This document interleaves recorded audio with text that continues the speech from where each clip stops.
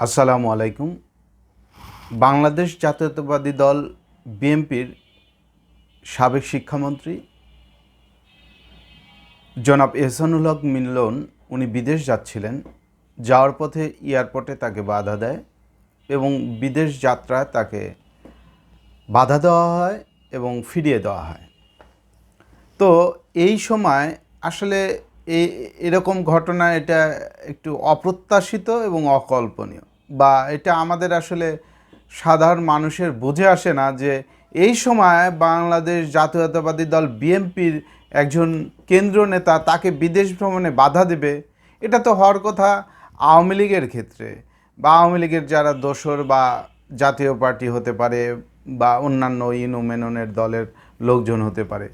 তো বাংলাদেশ জাতীয়তাবাদী দল বিএনপির একজন কেন্দ্রীয় নেতা, একজন সাবেক মন্ত্রী এবং প্রথম সারির নেতা, তো তাকে বিদেশ ভ্রমণে বাধা দেওয়া হয়েছে এবং ফিরিয়ে দেওয়া হয়েছে।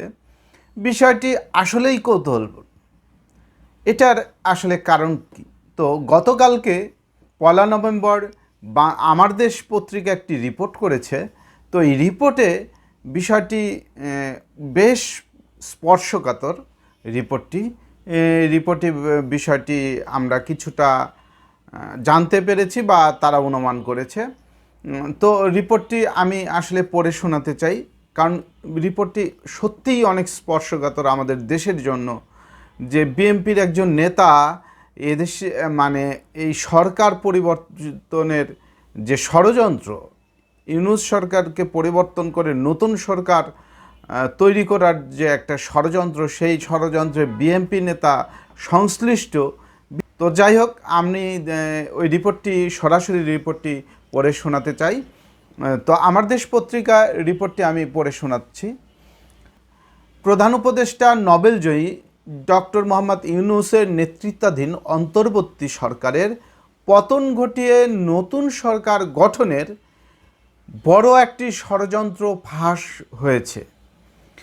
পুলিশের হাতে গ্রেপ্তার হওয়া বাংলাদেশি বংশোদ্ভূত মার্কিন নাগরিক এনায়েত করিম সম্প্রতি রিমান্ডে ও আদালতে দেওয়া জবানবন্দিতে এ ষড়যন্ত্র ফাঁস করেন। তিনি নতুন সরকারের উপদেষ্টা পরিষদে কে প্রধান উপদেষ্টা এবং কে কে উপদেষ্টা হতে যাচ্ছেন তাদেরও নাম প্রকাশ করেন। মানে নতুন তার একটা সরকার গঠন করবে, সেই গঠনে কে কে উপদেষ্টা হচ্ছেন এবং সেটা বর্তমান উপদেষ্টাদের মধ্যেও কেউ কেউ নাকি আছেন, সেই তাদের নামও উনি প্রকাশ করেন। নির্ভরযোগ্য সূত্রে জানা গেছে নতুন সরকার গঠনের এই ষড়যন্ত্রের নেটওয়ার্কে এনায়েত করিমের সঙ্গে দেশের অনেক রাঘব বল জড়িত। এই ষড়যন্ত্র বাস্তবায়নের জন্য দেশ বিদেশে এনায়েত করিম ও সংশ্লিষ্ট উপস্থিতিতে বেশ কয়েকটি বৈঠক হয়। বৈঠকগুলোয় উপস্থিত ছিলেন রাজনৈতিক নেতৃবৃন্দ, সুশীল সমাজের প্রতিনিধি, প্রতিষ্ঠিত ব্যবসায়ী, সাবেক সেনা কর্মকর্তা ও সাংবাদিক। ষড়যন্ত্রে সরকারের প্রধান উপদেষ্টা হিসেবে নাম ঠিক করা হয়েছিল তিনি একজন অর্থনীতিবিদ। মানে বিষয়টা হচ্ছে যে আমাদেরকে সব কিছু ফ্ল্যাশ করেন নাই, তাদের নাম ফ্ল্যাশ করেননি, নামগুলো সরকারের কাছে অলরেডি চলে গিয়েছে। তো জাস্ট একটা হিংস দিয়েছে, পুরা নামটা ফ্ল্যাশ করেন নাই। হতে পারে যে সরকারের মধ্যেই কেউ একজন এই অর্থনীতিবিদ, যাকে প্রধান উপদেষ্টা হিসাবে অলরেডি সিলেক্টও করা হয়েছে। তো যাই হোক, আমি আরেকটু আগাই, দেখি রিপোর্টটা আরেকটু দেখি। সূত্র আরও জানায়, এনায়েত করিম জবানবন্দিতে তার সাম্প্রতিক বিভিন্ন গুরুত্বপূর্ণ বৈঠকের কথা উল্লেখ করেছেন। তিনি বঙ্গভবনে চুপ্পুর সঙ্গেও উনি সাক্ষাৎ করেছেন বলে জানা গেছে। এছাড়া অন্য একটি সূত্রে জানা গেছে শেখ হাসিনার ঘনিষ্ঠ আওয়ামী একটি ব্যবসায়ী গ্রুপ ষড়যন্ত্র বাস্তবায়নে এনায়েত করিমকে 6 কোটি টাকা দিয়েছেন।